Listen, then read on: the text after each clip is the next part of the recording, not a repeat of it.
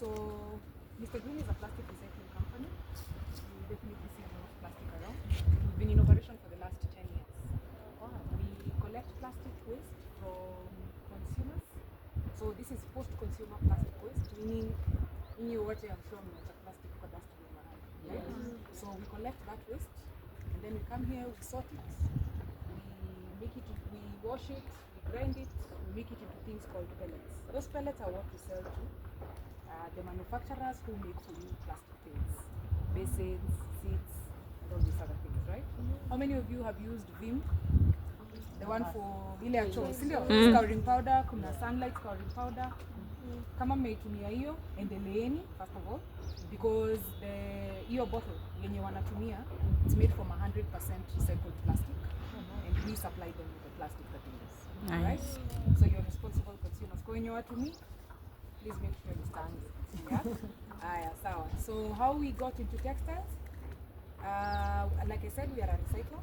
We already have collection channels for working with the different waste pickers. We work with Dukas, we work with, for those of you who know, Total Energies, we have several cages. So if you want to go and deposit your plastic, you can go to Total. We have several of them. Martin can give you guys the locations. You go there, we'll register you, we weigh your plastic, we give you points. You can use those points to convert into M-Pesa. You can go to the Bonjour shop and buy whatever you need or wherever, airtime or whatever. So just do your small part as a consumer. Be responsible in terms of how you dispose your waste. So we have consumer facing channels, and we also have we also have the informal sector where we work with the waste pickers. So we have this as a project. It's called the Textile Waste Recycling Project. I'm pointing here, but it's here. This area where we are studying.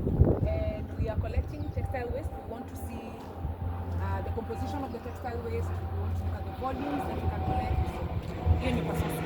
Then on the demand side, we're looking at people like you who use the textiles, giving it a longer lifetime.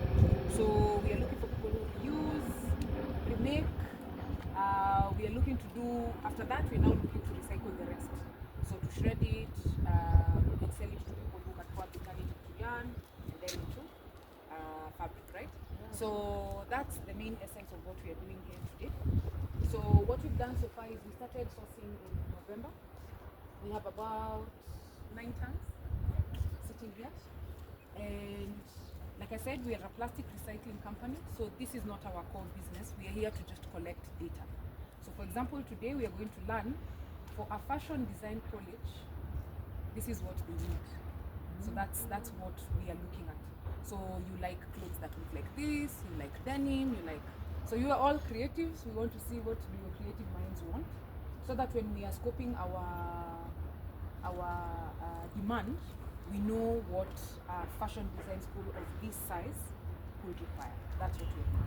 So for the next 6 months, we are running this project, and we are actually issuing the fabrics for free. Sawa?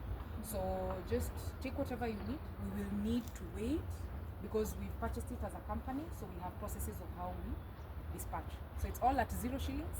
However, we'll need to weigh the different functions. Sawa? Yeah. All right. So quick tour because we are very many.